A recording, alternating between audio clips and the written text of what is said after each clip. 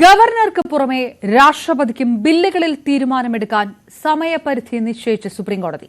രാഷ്ട്രപതിക്ക് വിടുന്ന ബില്ലുകളിൽ 3 മാസത്തിനുള്ളിൽ തീരുമാനമെടുക്കണമെന്ന് തമിഴ്നാട് കേസിന്റെ ഉത്തരവിൽ കോടതി വ്യക്തമാക്കുന്നു. രാഷ്ട്രപതിക്കും സമ്പൂർണ്ണ അധികാരമില്ല എന്നും ഉത്തരവിലുണ്ട്. ഇതേസമയം സമയപരിധി നിശ്ചയിക്കുന്നത് അധികാരപരിധിക്ക് പുറത്തുള്ള കാര്യമാണെന്ന് കേരള ഗവർണർ രാജേന്ദ്ര അർലേക്കർ പ്രതികരിച്ചു. രാകേഷ് ചേരുന്നു. രാകേഷ്, ഒരുപക്ഷെ ഇതിൽ ഒരാശയക്കുഴപ്പവും ചർച്ചകളും കൂടെ വരാൻ സാധ്യതയുള്ള കാര്യം സുപ്രീം കോടതി ആ അധികാരപരിധി, രാഷ്ട്രപതിയുടെ അധികാരപരിധി നിശ്ചയിക്കുന്ന ഒരു സാഹചര്യത്തിൽ ഏത് തരത്തിലുള്ള നിരീക്ഷണങ്ങൾ കോടതിയുടെ ഭാഗത്ത് നിന്ന്, ഇതിന്റെ മറുപ്രതികരണങ്ങളൊക്കെ എന്താണ് പറയുന്നത്? അപർണ, നിയമസഭ പാസാക്കുന്ന ബില്ലുകൾ അനന്തമായി തടഞ്ഞു വെക്കുന്ന ഗവർണർമാരുടെ നടപടിക്കെതിരായ ഒരു സുപ്രധാന വിധിയാണ് കഴിഞ്ഞ ദിവസം സുപ്രീം കോടതിയിൽ നിന്നുണ്ടായത്. ഏപ്രിൽ 8-നാണ് തമിഴ്നാട് ഗവർണർ RN രവിക്കെതിരെ സംസ്ഥാന സർക്കാർ നൽകിയ ഹർജിയിൽ തീർപ്പുണ്ടായത്. 10 ബില്ലുകളാണ് ഇത്തരത്തിൽ തമിഴ്നാട് ഗവർണർ RN രവി തടഞ്ഞു വെച്ചിരുന്നത്. ഇതിനെ ചോദ്യം ചെയ്തുകൊണ്ടായിരുന്നു തമിഴ്നാട് സർക്കാർ സുപ്രീം കോടതിയെ സമീപിച്ചത്. അന്ന് തന്നെ സുപ്രീം കോടതി വ്യക്തമാക്കിയ കാര്യമാണ്, ചട്ടവിരുദ്ധമാണ്, നിയമവിരുദ്ധമാണ് ഗവർണറുടെ നടപടി എന്നുള്ളത്. മാത്രമല്ല 3 മാസത്തിനുള്ളിൽ ഗവർണർമാർ ബില്ലിന്മേൽ തീർപ്പുണ്ടാക്കണം എന്നുകൂടി കോടതി പറയുകയുണ്ടായി. ഏതായാലും ആ വിധിയുടെ സമ്പൂർണ്ണ ഉത്തരവാണ് ഇപ്പോൾ ഇന്നലെ രാത്രി സുപ്രീം കോടതി വെബ്സൈറ്റിൽ അപ്ലോഡ് ചെയ്തിരിക്കുന്നത്. 415 പേജുള്ള ഉത്തരവാണിത്. ഇതിലാണ് ഗവർണർമാർക്ക് മാത്രമല്ല രാഷ്ട്രപതിയും ഇത്തരത്തിൽ തീരുമാനമെടുക്കണം, 3 മാസത്തിനുള്ളിൽ തീരുമാനമെടുക്കണം എന്നൊരു സമയപരിധി നിശ്ചയിച്ചുകൊണ്ടുള്ള ഉത്തരവ് ജസ്റ്റിസുമാരായ JB പർദിവാല, ഒപ്പം തന്നെ R മഹാദേവൻ എന്നിവരടങ്ങിയ ബെഞ്ചിൽ നിന്ന് ഉണ്ടായിരിക്കുന്നത്. മാത്രവുമല്ല, ഈ ബെഞ്ച് ചൂണ്ടിക്കാണിക്കുന്ന പ്രധാനപ്പെട്ട കാര്യം, കോടതി പറയുന്ന ഒരു പ്രധാനപ്പെട്ട കാര്യമായി ഉന്നയിക്കുന്നത്, ഇങ്ങനെ ബില്ലുകൾ തടഞ്ഞു വെക്കുകയാണെങ്കിൽ എന്ത് കാരണത്താലാണ് തടഞ്ഞു വെക്കുന്നതെന്ന് വ്യക്തമാക്കണം. അക്കാര്യം രേഖാമൂലം സംസ്ഥാന സർക്കാരുകളെ അറിയിക്കണം എന്നുകൂടി ഈ വിധിയിൽ, ഉത്തരവിൽ വ്യക്തമാക്കുകയും ചെയ്തിട്ടുണ്ട്. അങ്ങനെ ഒരു അറിയിപ്പ് ഉണ്ടായില്ലെങ്കിൽ നിയമപരമായി തന്നെ നേരിടാൻ സംസ്ഥാന സർക്കാരുകൾക്ക് സാധിക്കും. റിട്ട് ഹർജി ഫയൽ ചെയ്യാൻ സംസ്ഥാന സർക്കാരുകൾക്ക് അധികാരമുണ്ട് എന്നുകൂടി ഈ 415 പേജുള്ള ഉത്തരവിൽ വ്യക്തമാക്കുകയും ചെയ്യുന്നുണ്ട്. കാരണം ഇതിൽ ഏറ്റവും ശ്രദ്ധേയമാകുന്ന കാര്യം, ആർട്ടിക്കിൾ 201 ഇത്തരത്തിൽ ഗവർണർമാർ രാഷ്ട്രപതിക്ക് ബില്ല് അയച്ചാൽ രാഷ്ട്രപതി സ്വീകരിക്കേണ്ട കാര്യങ്ങളെക്കുറിച്ചാണ് ആർട്ടിക്കിൾ 201 പറയുന്നത്. പക്ഷേ അതിലെവിടെയും ഈ സമയപരിധി നിശ്ചയിച്ചിരിക്കുന്നില്ല. പക്ഷേ സുപ്രീം കോടതി ഇപ്പോൾ ഏതായാലും വ്യക്തമാക്കുന്നു, 3 മാസത്തിനുള്ളിൽ ഇത്തരത്തിൽ രാഷ്ട്രപതിയും തീർപ്പ് കൽപ്പിക്കണം, ഇത്തരത്തിൽ സമ്പൂർണ്ണ അധികാരം ബില്ലിന്മേൽ രാഷ്ട്രപതിക്കില്ല എന്നുകൂടി പറഞ്ഞു വെക്കുന്നു എന്നാണ് ഏറ്റവും പ്രധാനപ്പെട്ട കാര്യം. ഏതായാലും ഇതിൽ പ്രതികരണങ്ങൾ കൂടി ഈ ഘട്ടത്തിൽ വരുന്നുണ്ട്. പ്രത്യേകിച്ച് കേരള ഗവർണർ തന്നെയാണ് ഈ വിഷയത്തിൽ പ്രതികരിച്ചിരിക്കുന്നത്. അദ്ദേഹം ഒരു ഇംഗ്ലീഷ് ദിനപത്രം നൽകിയ അഭിമുഖത്തിലാണ് ഈ സമയപരിധി അടക്കമുള്ള കാര്യങ്ങളിൽ പ്രതികരിച്ചിരിക്കുന്നത്. ഗവർണർ വ്യക്തമാക്കുന്ന കാര്യം, സമയപരിധി ഭരണഘടനയിൽ പറയുന്നില്ല, അതുകൊണ്ട് തന്നെ സുപ്രീം കോടതിയുടെ ഇപ്പോഴുണ്ടായിരിക്കുന്ന ഉത്തരവ് അതൊരു അധികാര പരിധി കടന്നുകൊണ്ടുള്ള ഉത്തരവ് എന്ന പരാമർശമാണ് കേരള ഗവർണറുടെ ഭാഗത്ത് നിന്ന് ഇപ്പോൾ ഉണ്ടായിരിക്കുന്നത്. മാത്രവുമല്ല, ഇത് നിയമപരമായ ഭരണഘടനാപരമായ വിഷയങ്ങൾ ഉൾപ്പെട്ട കേസാണ്. അതുകൊണ്ട് തന്നെ ഇത് ഭരണഘടനാ ബെഞ്ചിന് കൈമാറും എന്നാണ് താൻ പ്രതീക്ഷിച്ചിരുന്നത്. പക്ഷേ 2 അംഗ ബെഞ്ച് വിധി കൽപ്പിക്കുകയാണ്, തീർപ്പ് കൽപ്പിക്കുകയാണ് ഇക്കാര്യത്തിൽ ചെയ്തിരിക്കുന്നത് കൂടി കേരള ഗവർണർ പറഞ്ഞിരിക്കുന്നു. തീർച്ചയായും ഇത് വരും കാലങ്ങളിലടക്കം വലിയ ചർച്ചകളിലേക്ക് നയിക്കുന്ന വിധിയാണെന്ന കാര്യത്തിൽ സംശയമില്ല.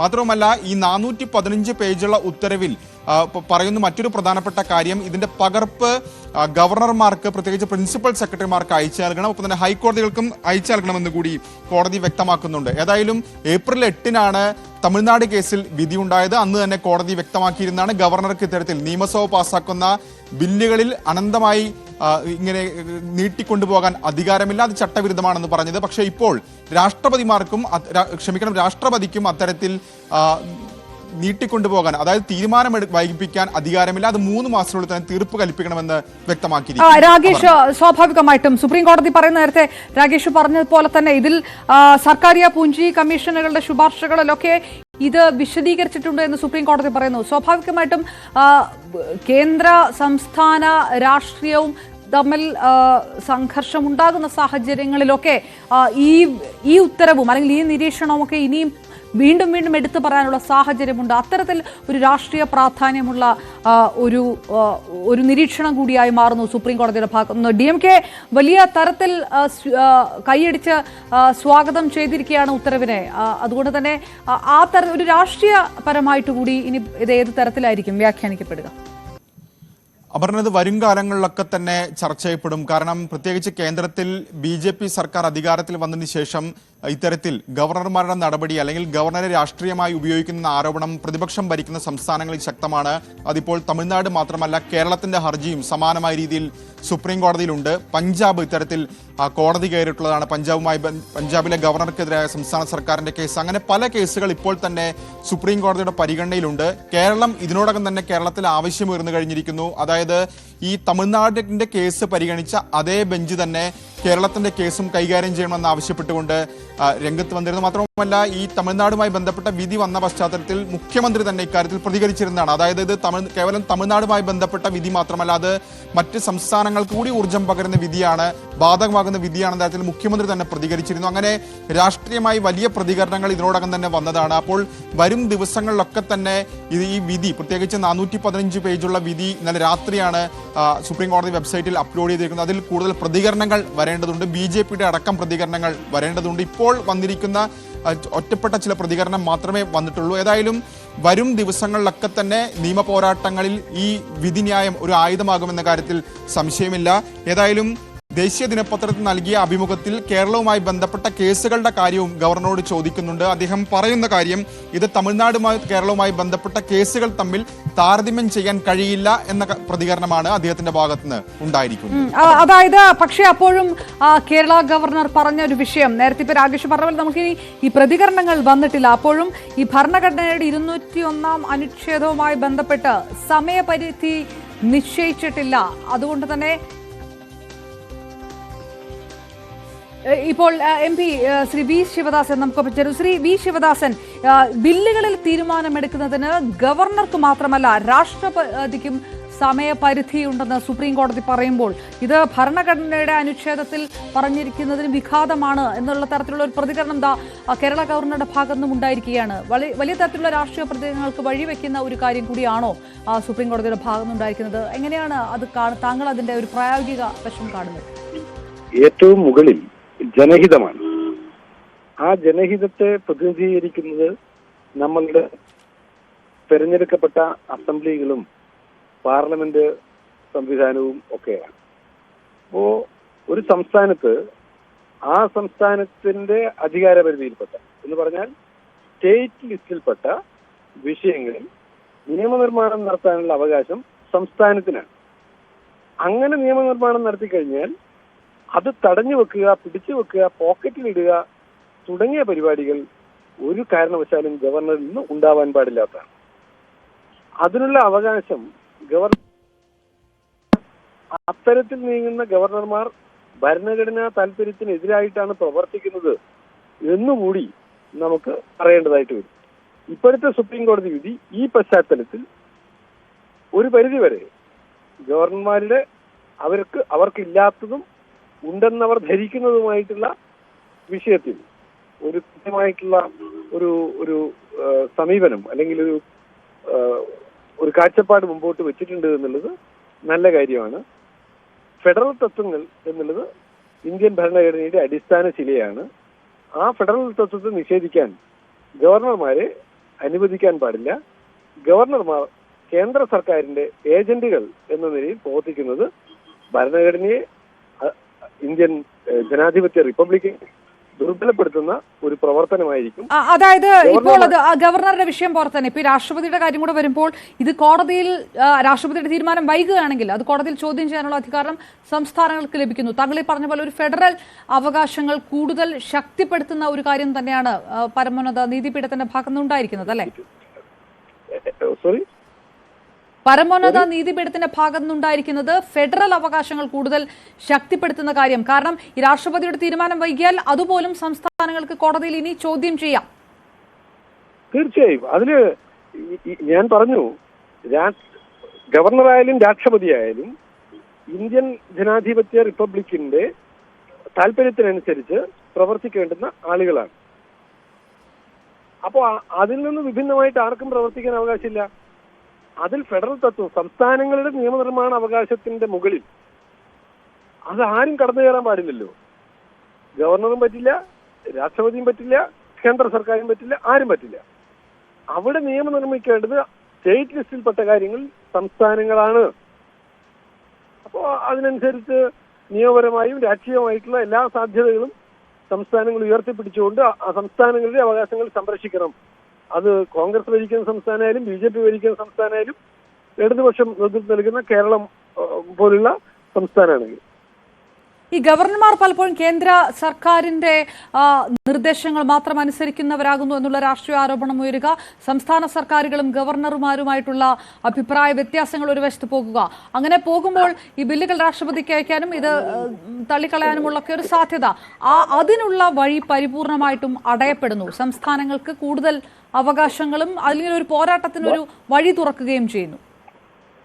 ഇതിൽ ഒന്നാമത്തെ തന്നെ നിങ്ങൾ പറഞ്ഞിട്ടുള്ള കാര്യത്തിൽ നിങ്ങൾക്ക് എന്തോ ഒരു അഭിപ്രായമുള്ളത് പോലെയുണ്ട്. ഗവർണർമാർ സംസ്ഥാനങ്ങളുടെ ഏജന്റുമാരാണ് എന്നുള്ളത് ആരോപണമല്ല, അതൊരു വസ്തുതയാണ്. അപ്പൊ വസ്തുതയെ ആരോപണം എന്ന് പറയുന്നതിൽ എന്ത് കാര്യം? അല്ല, നമുക്ക് അല്ല ആ തരത്തിലല്ലല്ലോ അതിനെ വ്യാഖ്യാനിക്കേണ്ടത്. അത് സ്വാഭാവികമായിട്ടും രാഷ്ട്രീയ വിഷയങ്ങളാണ്. അത് ആ തരത്തിലല്ലേ മാധ്യമപ്രവർത്തകർക്ക് പറയാൻ കഴിയുള്ളൂ. ചെയ്യപ്പെടുന്നത് കേന്ദ്ര സർക്കാരിനാലാണ്. കേന്ദ്ര സർക്കാരിന്റെ താല്പര്യത്തിന് അനുസരിച്ച് നിൽക്കാത്ത ഒരു ഗവർണറെയും പദവിയിൽ തുടരാൻ അനുവദിക്കില്ല. അപ്പൊ ഗവർണർ എന്നുള്ളത് കേന്ദ്ര സർക്കാരിന്റെ ഏജന്റാണ്. ഗവർണർ എന്നുള്ളത് കേന്ദ്ര സർക്കാരിന്റെ ഏജന്റാണ്. അപ്പൊ കേന്ദ്ര സർക്കാരിന്റെ ഏജന്റുമാരായി പ്രവർത്തിക്കുന്ന ഗവർണർമാരെയല്ല നമുക്കാവശ്യം. നമുക്കാവശ്യം എന്താണ്? സംസ്ഥാനങ്ങളുടെ അധികാരങ്ങൾ സംരക്ഷിക്കാൻ പറ്റുന്ന നിലയിലുള്ള ഒരു ഭരണ സംവിധാനത്തെയാണ്, ഗവർണർമാരെയാണ്. ഓക്കെ, വളരെ നന്ദി Shri doctor V Sivadasan MP പ്രതികരിച്ചത്. ഒരിക്കൽ കൂടി രാഗേഷിലേക്ക്. രാഗേഷ്, സംസ്ഥാനങ്ങളെ സംബന്ധിച്ചിടത്തോളം നിയമ പോരാട്ടത്തിനുള്ള ഒരു വാതിൽ തുറന്നിടുന്ന ഒരു സാഹചര്യം ഇനി ഏത് തരത്തിൽ ഒരു ഗവർണറുമായി ബന്ധപ്പെട്ട് സംസ്ഥാന സർക്കാരുകൾ ബില്ലുകളിൽ ആ തർക്കം നീണ്ടുപോയാലും സംസ്ഥാന സർക്കാരുകളെ സംബന്ധിച്ചിടത്തോളം മുന്നോട്ട് പോകാം ധൈര്യമായിട്ട് എന്നുള്ള ഒരു ഓപ്ഷൻ കൂടി ഇതിന് പുറത്ത് വരുന്നുണ്ട് അല്ലേ?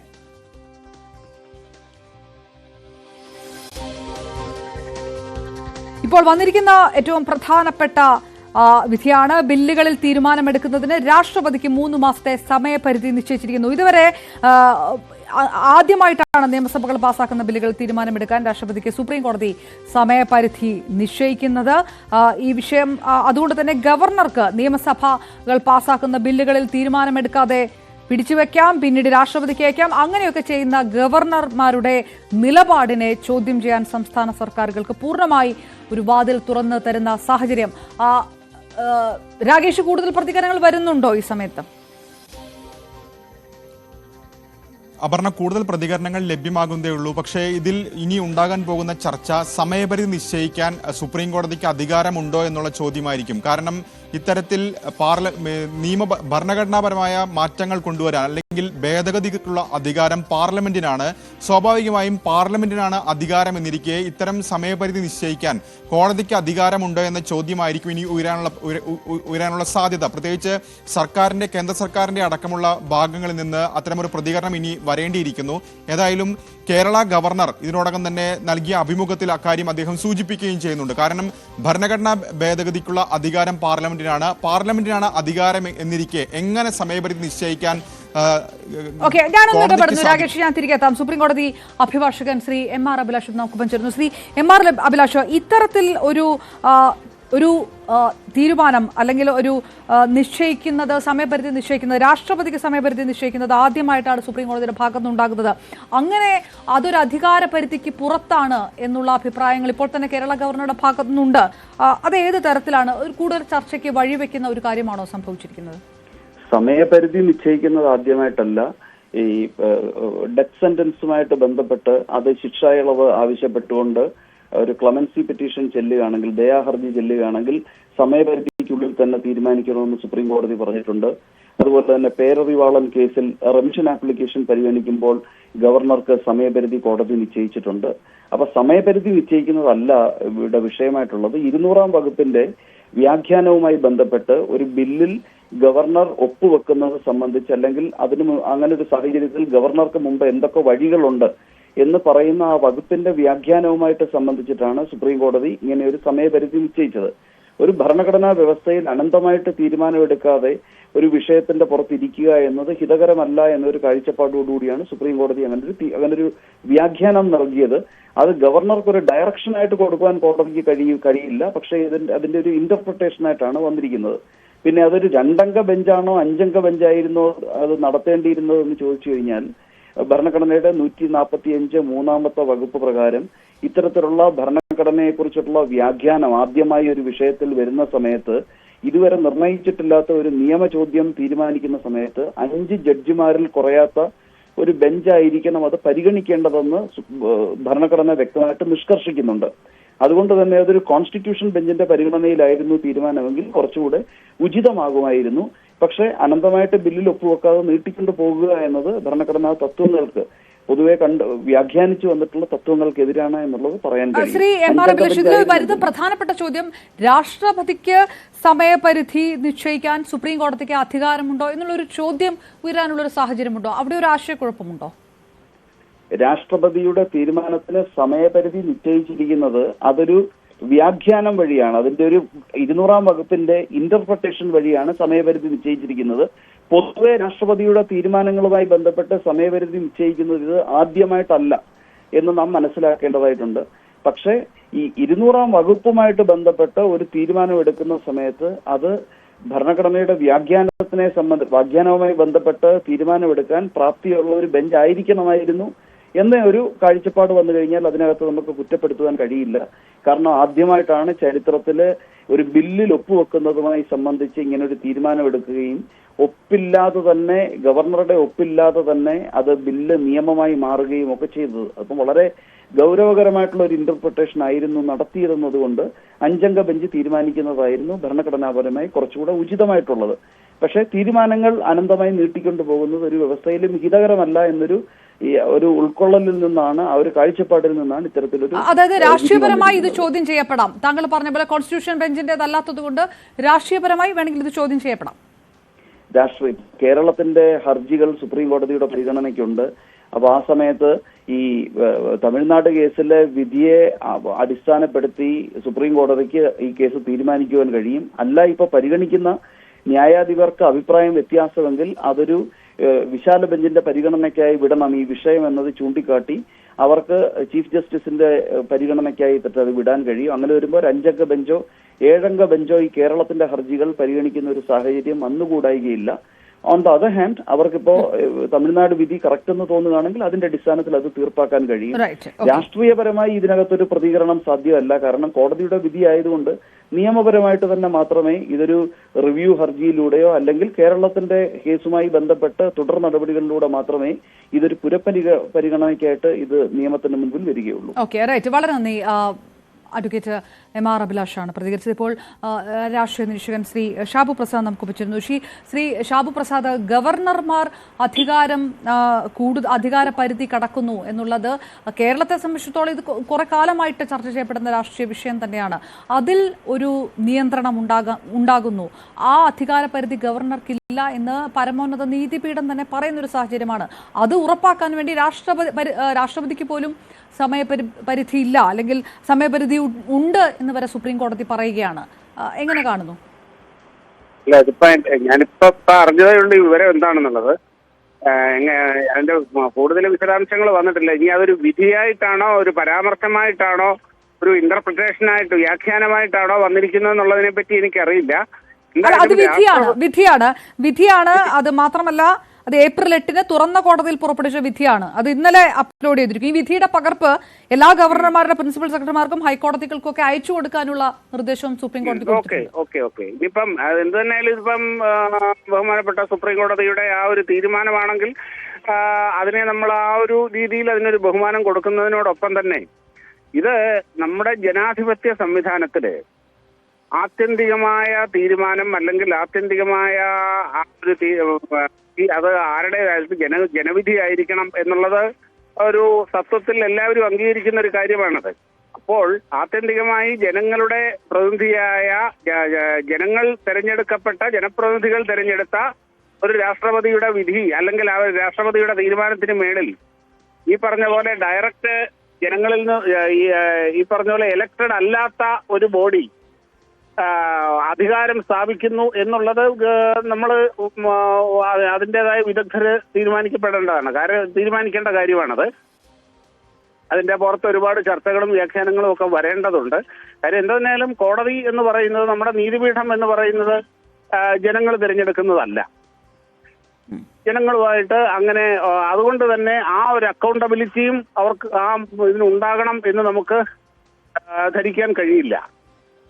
അപ്പോ നമ്മുടെ നിയമവ്യവസ്ഥയ്ക്ക് നമ്മുടെ നിയമവ്യവസ്ഥ ആരോടാണ് അക്കൗണ്ടബിൾ ആവേണ്ടത് എന്നുള്ളതും ഒരു പ്രശ്നമാണ് അപർണ. ഇവിടെ എന്താ പറഞ്ഞു കഴിഞ്ഞാൽ ഇപ്പൊ നമ്മുടെ നീതിപീഠം എന്ന് പറയുന്നത് ആരോടാണ് അക്കൗണ്ടബിൾ? നമുക്ക് സൗകര്യത്തിന് പറയാം ഭരണഘടനയോട് നിയമത്തിനോടുമാണ് അക്കൗണ്ടബിൾ എന്ന് പറയാം.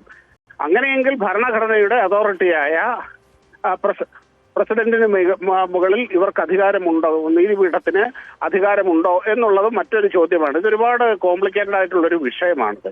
അതിൻ്റെ അകത്ത് ഓരോ കാര്യത്തിലും അഭിപ്രായം പറയുന്നതും വ്യാഖ്യാനിക്കുന്നതും വളരെ സൂക്ഷിച്ചു വേണം. അല്ല, അത് മനസ്സിലായി.